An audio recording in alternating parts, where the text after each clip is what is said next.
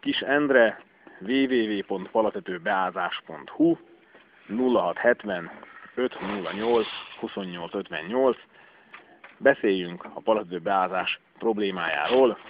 Ez itt az EZ csatorna, innen fölfelé van ugye maga a palatető, és azért vagyunk itt, mert ez a szép, egészséges palatető beázik. Nézzük a kérdést, próbáljuk meg megválaszolni, miért ázik be. Minden ilyen palatető, amely egyébként egészséges, jó állapotban van, viszonylag fiatal, tehát 25-30 éves, azt jelenti még 20-30 évig működhetne is akár, és normál dőlésszögű, ez is durván lehet egy 40 fokos dőlésszögű tető, amin éppen most munkálkodunk. Azért ázik be, mert az átfedés során elfelejkeztek, vagy szándékoltan, ezt senki nem tudja, az úgynevezett cseppentő vagy vízor kialakításáról a mesterek.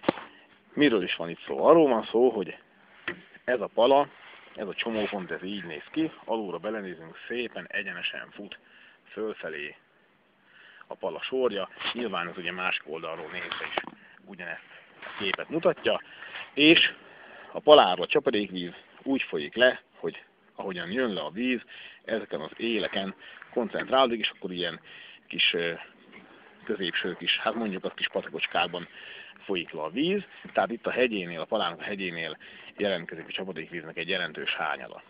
Na most addig, amíg ez egy fiatal, új pala, és itt alatta, most kivettem már a viharkapcsot innen azért, hogy tudjuk ezt megnézni, tehát az alatta nincs berakodva mohával, porral, addig ez a beázás nem jelenik meg, ugyanis ide csöppen a víz, és szépen lefolyik. De amikor ez a sín, amit mindjárt meg is fogok mutatni, csupán, tehát ez a sín, amiről az előbb beszéltem, miután ez a sín telerakódik mohával, itt azért jól látszik, hogy itt van bőséggel, ez 30 év termése, ez a sín telerakódik mohával, ez a moha, ez a por, ez kapilláris hatáshoz ér létre, ami annyit jelent, hogy itt megjelen a csapadékvizet, gyakorlatilag magához szívja, magával, és akkor ilyetén módon fölnyomja, füttyet hány a gravitációra, egészen a pala kontra oldaláig, tehát a palafelület belső oldaláig, ahol is ugye szépen hát egyik esetben elkezd a palafelület belső oldalán csordogálni lefelé, tehát a kontrolldalán lefelé, aztán egyszer valahol elcsöppen,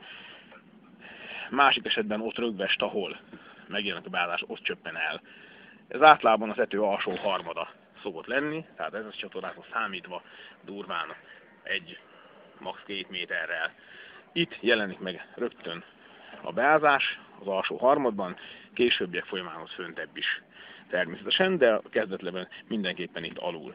Na most mi a megoldás? Az a megoldás, hogy ezt a mohaszerű anyagot, ami mondjuk azt, hogy szívecskén működik, el kell zárnunk a csapadékvíztől mechanikusan, tehát nem vegyszerrel, nem lekenve, lefújva bármivel is, mert hát egyébként ilyen csodaszerek nincsenek, bár nálunk már ezt árulják, mint hogy a rákgyógyszerét is, de az sem minden esetben működik.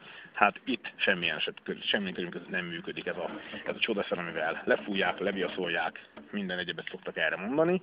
Nem ez a megoldás. A megoldás az, hogyha ezt a kis sínt lezárjuk, többet ezt ne érj, a csapadékvíz ezt elérjük, illetve azt is elérjük, hogy a csapadékvíz nem ide fog csöppenni, hanem körülbelül ide, tehát 2 centivel lentebbre. Ha ezt megtesszük minden egyes pala csúcsánál, minden egyes cseppentőn beépítjük ezt a bizonyos cseppentő záró lemezt, akkor a beázás megszűnik.